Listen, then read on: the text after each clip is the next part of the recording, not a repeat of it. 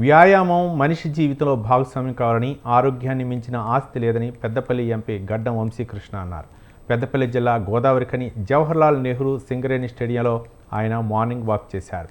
ప్రతి ఒక్కరూ రోజు వ్యాయామం చేయడంతో శారీరకంగా, మానసికంగా ప్రశాంతత పొందుతారని ఎంపీ సూచించారు. మారుతున్న వాతావరణ పరిణామాలను ఎదుర్కోవాలంటే ప్రతి ఒక్కరూ విధిగా వ్యాయామం చేయాలన్నారు.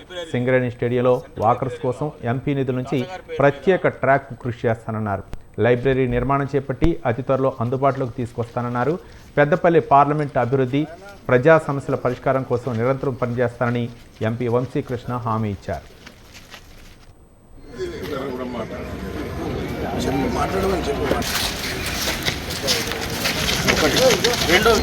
ఇక్కడ చాలామంది లోకల్ స్థానికులతో ఇంటరాక్షన్ చేస్తే ఇక్కడ మెయిన్గా ఒక వాకింగ్ ట్రాక్ ఇమీడియట్గా అవసరం ఉందని చెప్పి వారు చాలామంది రిక్వెస్ట్ చేయడం జరిగింది.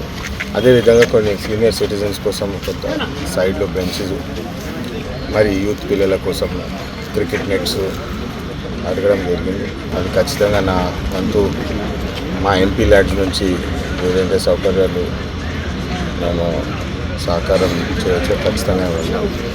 సింగరేణి గ్రౌండ్స్కి మరి సింగరేణి మేనేజ్మెంట్ తోటి కూడా మాట్లాడి మరి ఇంకిన్ని ఫెసిలిటీస్ ఈ గ్రౌండ్కి వచ్చేలాగా చూస్తామని చెప్పి ఒక అంశం. ఒక లైబ్రరీ ఏర్పాటు చేస్తే బాగుంటుంది. అది ఇంతకుముందు వివేక్ గారు ఉన్నప్పుడు కూడా ప్రపోజల్ ఉండింది, కానీ అప్పుడు తెలంగాణ యాజిటేషన్లో అది సైడ్ లైన్ అయిపోయింది. దాన్ని మళ్ళీ తీసుకొని పిల్లల కోసం ఎడ్యుకేషన్ పాయింట్ ఆఫ్ వ్యూ ఒక లైబ్రరీ ఉంటే local development, mind development, education ప్రతి మనిషి హక్కు. దాన్ని